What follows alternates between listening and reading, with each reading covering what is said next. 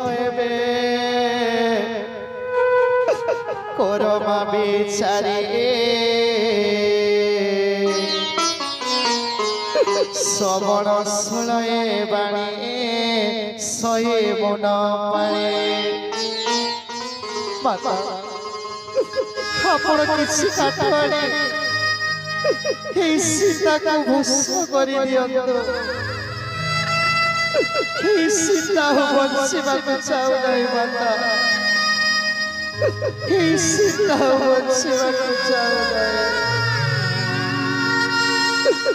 কেউ অপরাধ করিলে সে রাবণ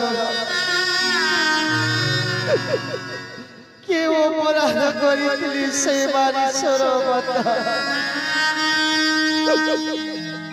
কেতে আশা নেই 14 বর্ষ বনবাস স্বামীর পাদক সেবা করিবি বলে পাপিষ্ঠ রাবণ মায়ারে ভিক্ষা মাগি চোরাই আনিছি আপন কিছু কাটুয়ারে মতে বস্ত্র করে দিয়ন্তু। রাত্রিরে